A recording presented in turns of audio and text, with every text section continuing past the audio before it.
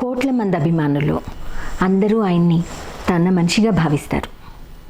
వారిలో లక్షలాది మంది కళాకారులు అందరూ ఆయనతో పనిచేయాలనుకున్నారు. వారిలో వేలాది మంది సంగీతజ్ఞులు, కవులు ఆయనతో పనిచేయగలిగారు. వారిలో వందలాది మంది స్నేహితులు కాగలిగారు. దశాబ్దాల పాటు కలిసి సంగీత యానం చేయగలిగారు. అటువంటి భాగ్యం మా కుటుంబానికి కూడా దక్కడం ఈ జన్మకు మాకు దక్కిన భాగ్యంగా భావిస్తున్నాం. అటువంటి మహనీయుడికి నివాళి ప్రకటించడం ఒక బాధ్యతగా భావించి మాత్రమే ఈ డాక్యుమెంటరీ చేస్తున్నాం. గానగంధర్వుడికి నివాళి గంధం పూస్తున్నాం. ఆది భిక్షువు వాడినేది కోరేది, బూడిదిచ్చేవాడినేది అడిగేది. ఆది భిక్షువు వాడినేది కోరేది, బూడిదిచ్చేవాడినేది అడిగేది.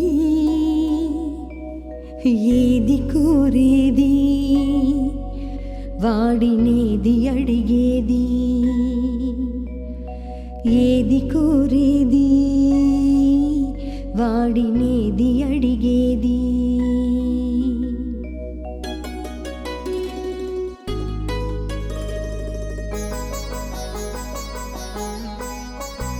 The first time I met SPB sir was in Bombay at Lakshmikant Parlalji's recording session.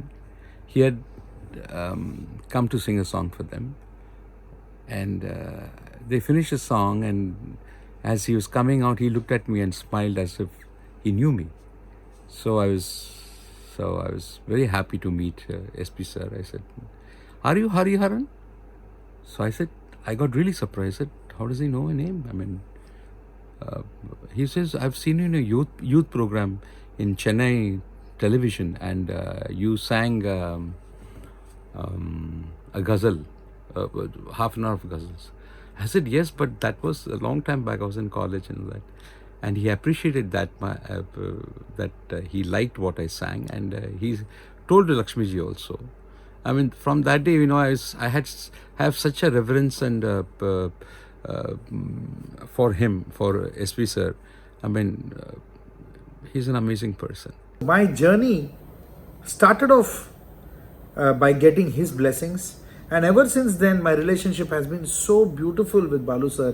And the one very unique feature is whenever I used to meet him or see him at a distance, his body language, the way he used to talk, it used to always remind me of my father, because my father's body language and his very casual and very chilled out and very pleasant nature was very much like Balu sir's. And I told him that also. I told him, "Balu sir, whenever I meet you, I get reminded of my father. Your mannerisms remind me of my father a lot. So this is really beautiful." So he said, I would, from today onwards, I'm going to regard you as my son. A few days later, after this discussion in Singapore, a few days later, we sang a song for Mr. Iman, who's such a fabulous composer, where he sang the father's part and I sang the son's part. So that is God's will, and I thank God for that.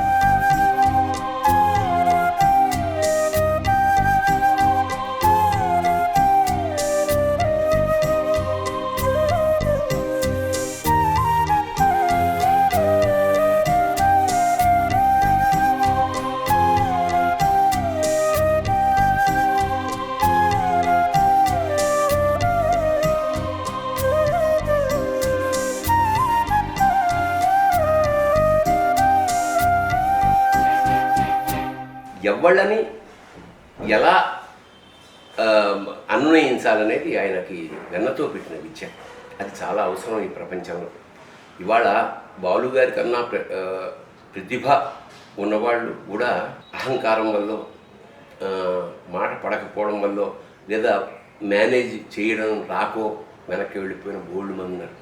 Balu ఎప్పుడు అలా చేయదలుచుకుంటే ముందు నుంచి అది చెప్తాడు, లేదా 99% అతను controversy లేకుండా లాగించాడు జీవితాన్ని. అదొక అద్భుతం.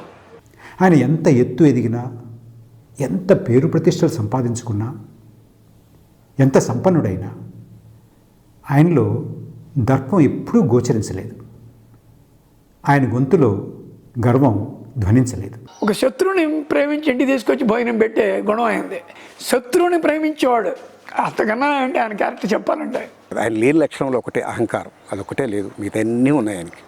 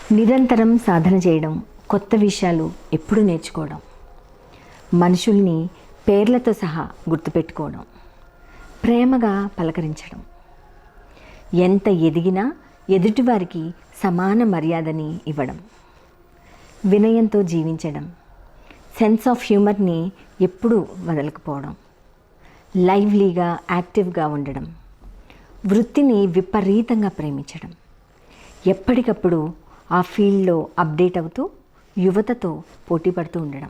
ఒక మ్యూజిషియన్గా అంత గొప్ప స్థాయిలో ఉన్న ఆయన అందరినీ కలుపుకొని వెళ్తూ ఒక కంఫర్టబుల్ పొజిషన్లో ఒక మ్యూజిక్ డైరెక్టర్ని కానీ మ్యూజిషియన్ కానీ ఉంచడం అనేటువంటిది చాలా గొప్ప గుణం ఆయనకున్నది. నా మొట్టమొదటి సినిమాకి నేను సంగీత దర్శకత్వం వహిస్తున్నప్పుడు అందులో ఒక పాట ముద్దు గుమ్మ రావి తెరనన్నా నన్నా నాన్న అని ఒక పాట ఉండింది. ఆ పాట పాడుతూ పాడుతూ మధ్యలో సడన్గా పాట ఆపేసి ఆయన అచ్చు వాళ్ళే చేసావు ఇళయరాజాలాగా, చాలా బాగుందయ్యా, చాలామంది చేస్తారు, వాళ్ళు కాపీ కొట్టినట్టుంటుంది, కానీ నువ్వు చేస్తే as if it is sounding like A original లాగా ఉంది అన్నారు. ఎందుకంటే ఇళయరాజాని అత్యద్భుతంగా గౌరవించే వ్యక్తి, ఆయన అంత ప్రేమించే వ్యక్తి బాలుగారు. ఆయనతోటి వేరే వాళ్ళని పోల్చడానికి పెద్దగా ఇష్టపడరు. అలాంటిది నన్ను పోల్చారని నేను గొప్పగా చెప్పుకోవడానికి నేను చెప్తున్న విషయం కాదు. బట్ ఆ సందర్భంలో ఆయనకు అనిపించింది, ఆ మాట చెప్పడం చాలా ఆనర్గా అనిపించింది. సాధారణంగా ఏ ప్రతిభావంతుడైనా తన గొప్ప గురించి ఎక్కువగా గుర్తుపెట్టుకుంటాడు, కానీ తన తోటి కళాకారుల ఆ సామూహిక కృషిని గురించి ప్రస్తావన చేయరు. ఆ మహానుభావుడు దానికి భిన్నం. అందుకే ఆయన ఒక గొప్ప గాయకుడుగా అనే దానికంటే ఒక గొప్ప వ్యక్తిగా, ఒక మహా ఆదర్శమైన వ్యక్తిగా నాకు మనసులో స్థిరంగా నిలిచిపోయారు.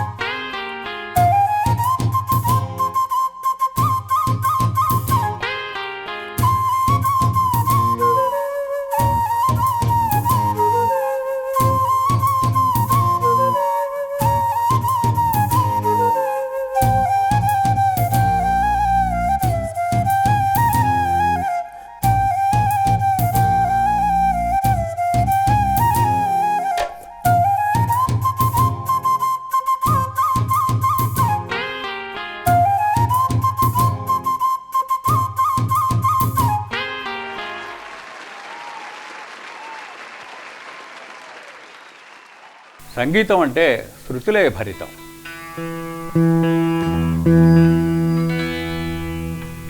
శృతిలో ఉన్న పాట రసం చిందిస్తున్న గులాబ్ జామ్ లాంటిది.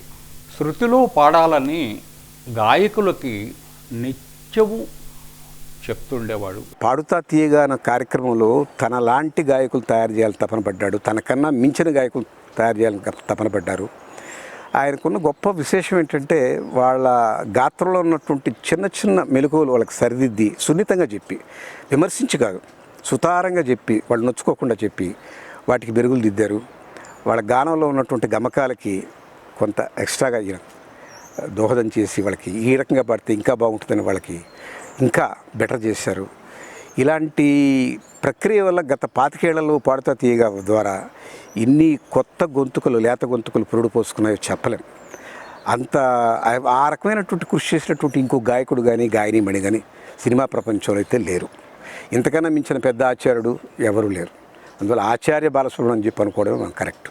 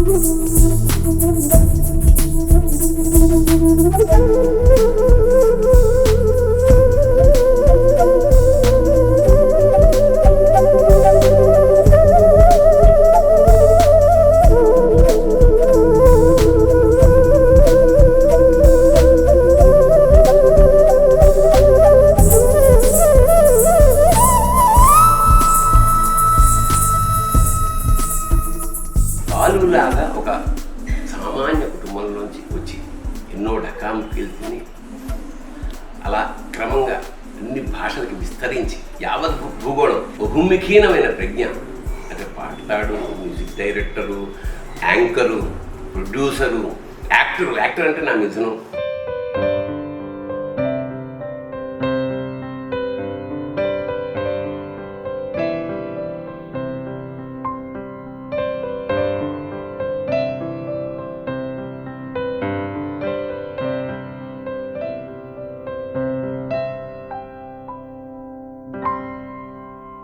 I love the song of Balu sir.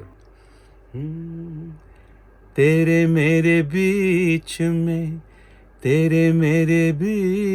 में कैसा है ये बंधन अनजाना, कैसा है ये बंधन अनजाना, मैंने नहीं जाना तूने नहीं जाना, मैंने नहीं जाना तूने नहीं जाना, तेरे मेरे बीच में कैसा है ये बंधन अनजाना.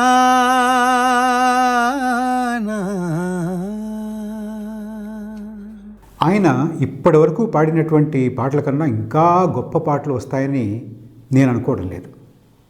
చాలా గొప్ప పాటలు ఆయన ఉన్న రోజుల్లోనే వచ్చాయి.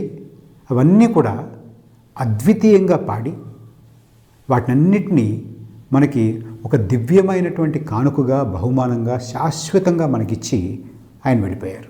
అవును, మరి ఒక గాయకుడు 2-3 జన్మల్లో పాడగలిగినన్ని పాటలు ఆయన ఒకే ఒక్క జన్మలో పాడేశారు కదా. రోజుకి 19 పాటలు ఏకబిగిన పాడిన రికార్డు ఉన్న ఆయన సగటున రోజుకి 2 పాటలు పాడారంటే అది ఖచ్చితంగా మానవాతీత శక్తే కదా. 21,000 రోజుల్లో 47,000 పాటలు పాడడం అంటే మధ్యలో ఎన్నో ప్రయాణాలు, ఎన్నో అస్వస్థతలు, ఎన్నో రకాల కారణాలుగా ఒక ఇంట్లో కార్యక్రమాలు ఎన్నో ఉంటాయి. ఆయన యావరేజ్ రోజుకి ఆయన 20-25 పాటలు పాడకపోతే 47,000 పాటలకి వచ్చేవారు కాదు. అంత కృషివలుడు ఆయన. ఇంత కృషి చేసిన వాళ్ళు సంగీత ప్రపంచంలో ఎవరున్నారు? అది చాలా పెద్ద విశేషం. ఆయన జీవితాన్ని పాటకే అంకితం చేశారు. இளையநிலா பொழிகிறது உலா போகும் மேகம் கனா காணுமே విழా కాణుమే వానమే. ఆయన తెలుగుకే కాకుండా తమిళ, కన్నడ, హిందీ మరి వేరే ఇతర లాంగ్వేజెస్లో కూడా చేస్తూ మొత్తం 16 భాషల్లో అద్భుతమైనటువంటి తన గాన ప్రావీణ్యాన్ని చూపించారు. కన్నడ రోమాంచనవి కన్నడ వాళ్ళ ప్రోగ్రామ్స్ కొన్ని చూశాను. వాళ్ళ అభిమానం చూస్తే చాలా ముచ్చటేసేది నాకు. బాలు గారు చాలా సందర్భాలు చెప్పారు, నాకు మరుజన్మ అంటూ ఉంటే కన్నడగా పుట్టాలని. కనసిదు నన్నసిదు ముగుద మనద బిసి బయకేయు. ప్రపంచ దేశాల సంగీత అభిమానులు ఎందరో అభిమానిస్తున్న అద్భుతమైన గాయకులు. ఆయనకి ఎప్పుడూ ప్రజలందరూ భారతరత్నం అనే పిలుస్తారు. మన భారతరత్నం కూడా ఆయన. అందుకని గవర్నమెంటు ఇస్తే అది రికార్డెడ్గా ఉంటుంది, లేకపోయినా ఆయన భారతరత్నం. అంచేత ఆయనకి ఈ బిరుదులు ఇవన్నీ అక్కర్లేదు. ప్రతి వారి మనసులో, ప్రతి వారి గుండెలో ఆయన నిండి ఉన్నారు. ఇంటింట ప్రతి చోట ఆయన పాట చిరస్థాయిగా వినిపిస్తూనే ఉంటుంది.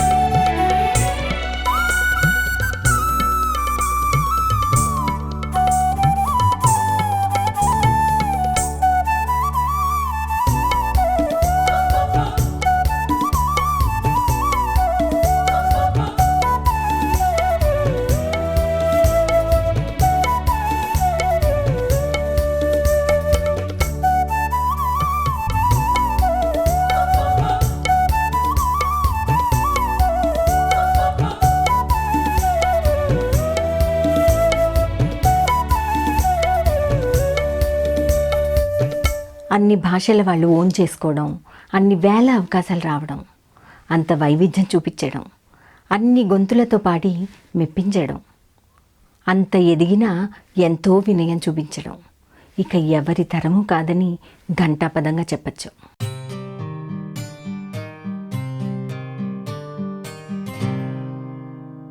ఏ దివిలో విరిసిన పారిజాతము, ఏ కవిలో మెరిసిన ప్రేమ గీతము, నా మదిలో నీవై నిండిపోయెనే. ఏ దివిలో విరిసిన పారిజాతము,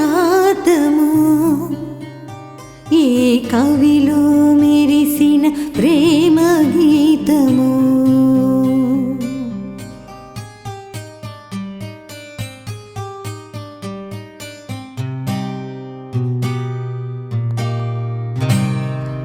నేనెన్నో కచేరీలు చేశాను తనతో, ఎంతో చూశాను తన పక్కన, తన వేలు పట్టుకొని నడిచాను, తన పాటలు నేర్పిస్తే నేర్చుకున్నాను. కచేరీలో తన అభిమానులు ఆయన మీద కురిపించే అభిమానాన్ని ఆశ్చర్యపోతూ చూశాను, అలవాటైపోయి చూశాను. ఎంతో ఎంతో నేర్చుకున్నాను. వేదిక మీద ఎలా నిలబడాలి, ఎలా మాట్లాడాలి అని అది నేర్చుకున్నాను నేను తనతో.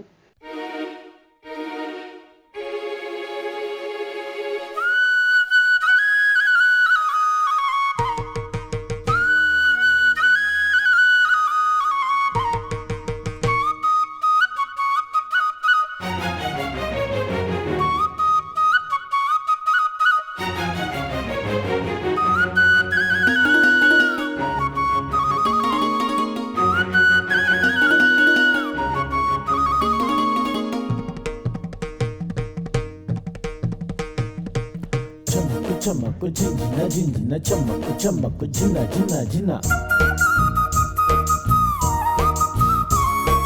చమ్మకు చమ్మకు జిన్న జిన్న చమ్మకు చమ్మకు జిన్న జిన్న జిన్న.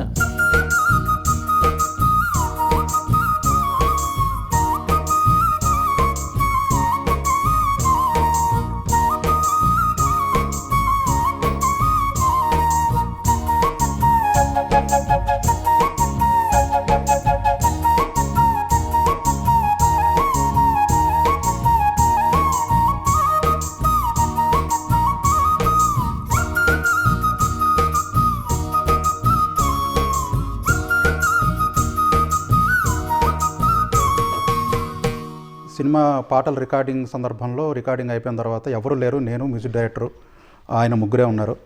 ఆ టైంలో నాకెందుకునో నా పాట ఆయన గొంతులో విన్న తర్వాత నాకు ఒకటి అనిపించి ఒక పద్యంగా ఆయన ఒకటి వినిపించాను నేను. గంగా స్నానము చేసిన అంగాంగము శుద్ధమౌను ఆత్మయు కూడన్, మంగళమౌ పలు పాటలు బంగారములవును పలుక బాలుగళమున్. గంగా నదిలో స్నానం చేస్తే ఏ విధంగా అయితే ఆత్మ శుద్ధమవుతుందో అలాగా ఏదైనా ఒక పాట మీ గళల్లోంచి కనుక బయటకు వస్తే ఆ పదాలకు కూడా అటువంటి ఒక పవిత్రత అనేటువంటిది వస్తుంది అనేటువంటిది అది నాకు అనిపించి చెప్పాను. ఆ సమయంలో కూడా అంటే వేరే వాళ్ళు అయితే కనుక ఆ పొగడ్తకి దానికి చాలా బాగుంది మళ్ళీ చెప్పు అనో, లేకపోతే ఏదైతే నేను రాసుకుంటానో కొంచెం నాకు రాసి ఇవ్వనో ఇలాగా అన్న సందర్భాలు ఉన్నాయి గతంలో. కానీ ఈయన మాత్రం అలా ముకుళించుకుపోయి ఇలా పెట్టి ఇలా దండం పెట్టేసుకుని అది అందులో ఏమాత్రం నటన అనేటువంటిది నాకు అనిపించాల. ఎందుకంటే ఇది సహజంగా వచ్చినటువంటిది, అక్కడ ఎవరు లేరు, కెమెరాలు లేవు, 4 గోడల మధ్యలో ఉన్నాం. ఇది పూర్తిగా ఆయన యొక్క వినయం అనేటువంటిది నిజం అని నేను నమ్మినటువంటి రోజు అది. స్నేహం, వినయం, సంయమనం. సంయమనం ఎందుకంటే ఎదుటివాడి భావాన్ని కూడా ఆయన గౌరవించేవారు. మీతో నేను ఏకీభవించలేకపోయినందుకు సిగ్గుపడుతున్నానండి అనేవారు. అంతేగాని ఏంటి నువ్వు చెప్పేది ఏమిటి, నా విషయం నాకు తెలుసు అన్న మాట ఎప్పుడూ లేదు. అలాగా మీ కోణంలో చూస్తే అది మీరు కరెక్టే, నా కోణంలో చూస్తే నేను కరెక్టే, let us agree to disagree అనేవాడు ఆయన. ఎంత ఎత్తు ఎదిగినా ఇదిగో ఇంత నమ్రతగా జీవించవచ్చు, ఇంత స్నేహశీలతో వ్యవహరించవచ్చు, ఇంత నిగరివిగా బతకవచ్చు అనే ఒక సజీవ తార్కాణాన్ని మనం కోల్పోయాం.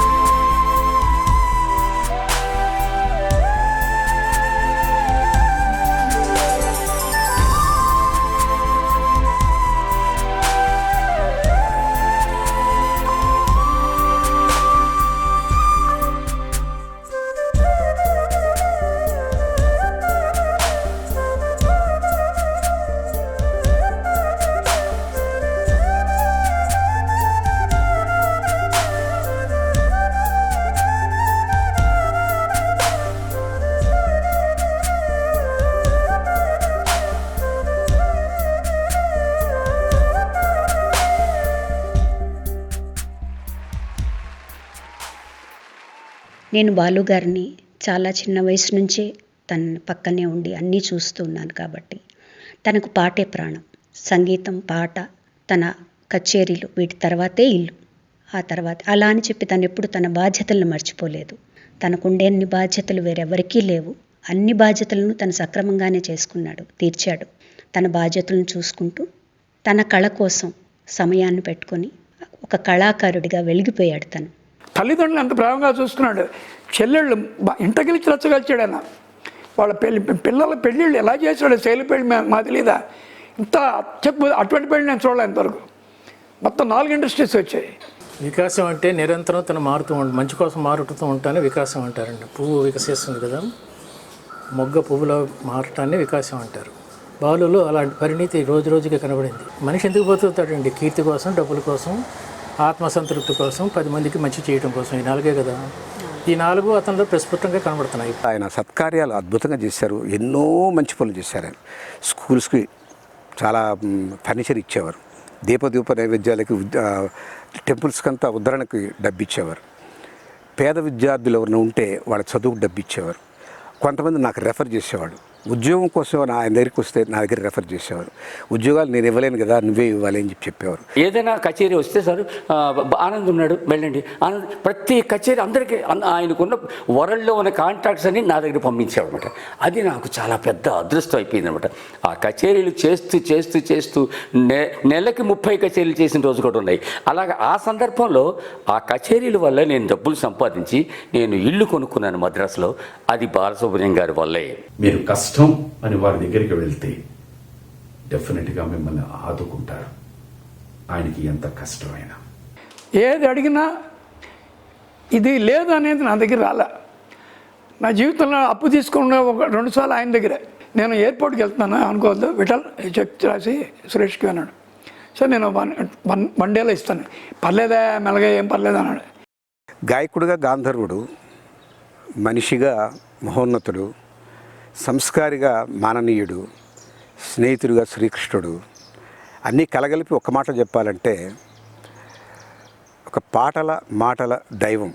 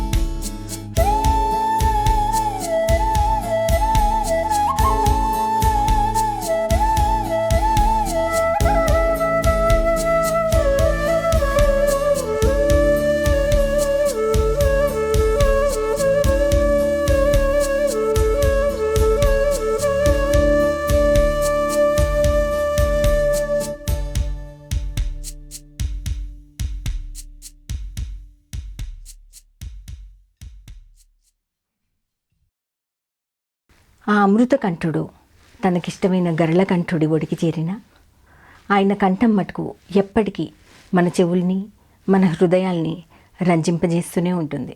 బాలచంద్రుడు లేడు, బాలభానుడు రాడు, పాట చీకట్లోకి పారిపోయింది, పాడుతా తీయగా అంటూనే జోకొట్టి గొంతు చేదును మింగి మూగపోయింది.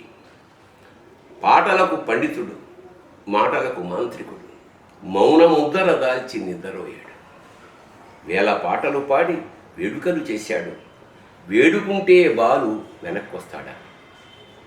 తెలుగు భాష కొరకు ఎలుగెత్తు కంఠంబు, తెలుగు భాష కొరకు ఎలుగెత్తు కంఠంబు వెలుగులన్నీ ఆర్పి వెళ్ళిపోయింది. వెలుగులన్నీ ఆరి కాదు, మంచి దగద్దగా వెలుగుతున్న రోజుల్లోనే తనే కొవ్వొత్తి ఆర్పినట్టు బర్త్డేకి తను వెళ్ళిపోయాడు. అది జీవితం అనేది మనిషి బ్రతుకు చాలా గొప్పది. I want to live as long as God gives me healthier life. I want to live forever అండి. That is my life. Balu గారు లేరని అన్నాం. ఆయన కొంతమందికి కీర్తిశేషులు అనకూడదు, తప్పది, మనకి పాపం వస్తుంది. వాళ్ళు ఎప్పుడు మనతో ఉన్నారు, కాకపోతే మనకు కనపడతాడు అంతే.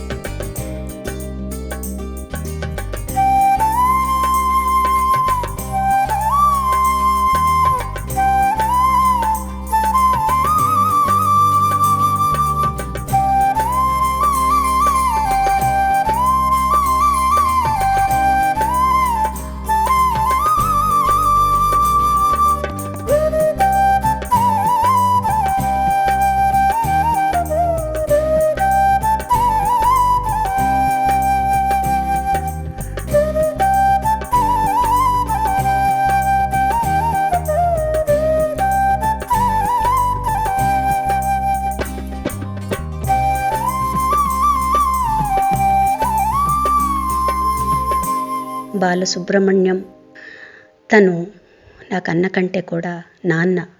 నేను మళ్ళీ మరోసారి మా నాన్నను కోల్పోయాను. సార్ ఇవాళ మన మధ్య లేరు, కానీ వారి పాటలు, వారి మాటలు, వారి అడ్వైజులు, వారి ప్రవర్తన, వారి పద్ధతి, ఇవి మాత్రం మనలో ఎప్పుడూ జ్ఞాపకంగానే ఉంటాయి. బాలుగారిని ఒక మొహమ్మద్ రఫీని మర్చిపోతాం, ఒక మన్నాడే మర్చిపోతాం, మాధవ సత్యం గారు, ఘంటసాల గారు, ఒక జిక్కీ గారు, లీల గారు. ఇవాళ నేను అనుకోవటం బాలు గారు ఇంకొక 10 ఏళ్ళు ఇక్కడ ఉంటాం కన్నా అక్కడ ఎంత మహానుభావులు ఉన్నారు, అక్కడ ఎటువంటి కవులు ఉన్నారు. వేట సుందరరామూర్తి గారు, మల్లాది రామకృష్ణ శాస్త్రి గారు, సామాన్యులు ఉన్నారు అక్కడ. ఆయనకు బాగా బెస్ట్ ఫ్రెండ్స్ ఉన్నారు. జంజాలు ఉన్నాడు, అటు చూస్తున్నామా వేట సుందరరామూర్తి గారు, అటు చూస్తే మహాదేవన్ గారు, మళ్ళీ రాజన్ నాగేంద్ర గారు, అందరూ ఒక ఇంద్రసభకి ఒక తెలుగులో అన్ని లాంగ్వేజ్లు పాడాలా, అందరూ టీఎంఎస్ అంటారు, పీబీఎస్ అంటారు అన్నాడు. అలా కాదు, అన్నీ కలిపి పాడాలని అడిగట ఇంద్రుడు. అందుకని ఒక ఆయన ఉన్నాడండి అని బహుశా తొందరగా తీసుకెళ్ళారు ఆయన్ని. పిసినాథ సత్యనారాయణ గారు, దేవులపల్లి కృష్ణశాస్త్రి గారు, బాలగంగాధర తిలక్, బాలు, ఇళయరాజా, వీళ్ళని గుర్తుపెట్టుకోవటం ఏమన్నా దేవుళ్ళు. ఒక ఆహ్లాదకరమైన సాయంత్రం వర్షం పడుతున్నప్పుడు they will live with us.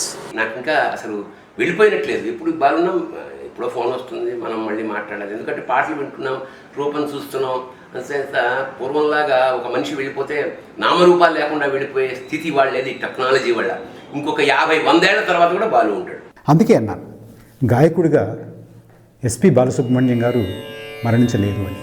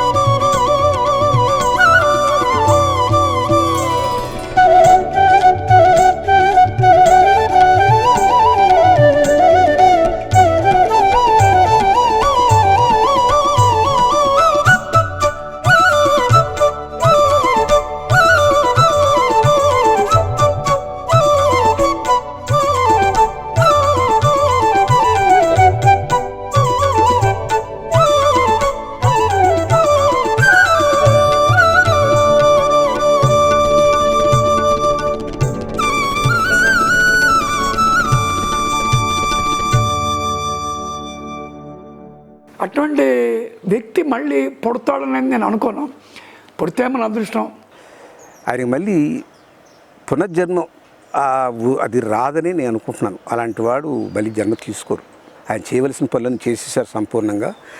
ఏదో నిందలేనిదే బొందిపోదనే ఒక సామెత తెలుగులో. ఆ రకంగా నాకు బాగానే ఉంది, నేను రెస్ట్ కోసం వెళ్ళాను హాస్పిటల్కి, నేను వచ్చేస్తాను, డోంట్ వరీ అని చెప్పి నాకు మెసేజ్ పెట్టిన మనిషి మళ్ళీ రాలేదు. అంటే అక్కడ వరకే ఆయన అంతవరకే ఉండదలుచుకున్నారు, వెళ్ళిపోయారు.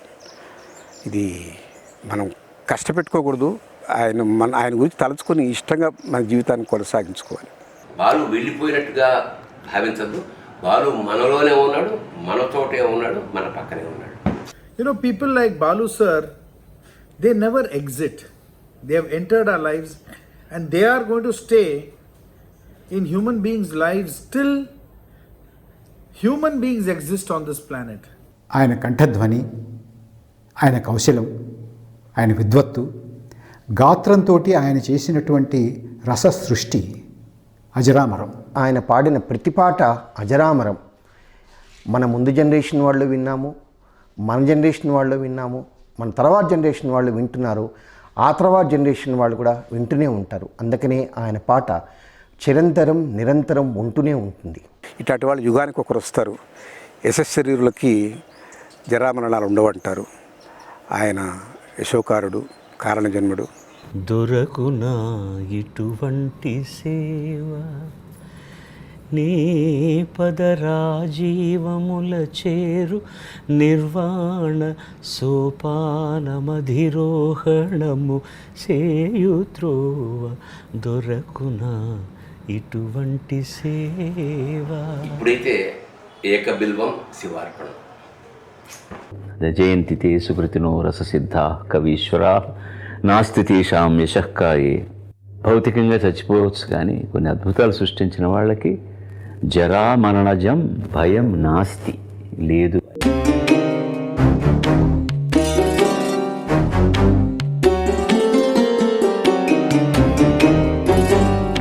అహం నిర్వికల్పో నిరాకారరూపో విభుత్వాశ్చ సర్వత్ర సర్వేంద్రియాణాం న చాసంగతం నైవ ముక్తిర్న బంధః చిదానందరూప శివోహం శివోహం.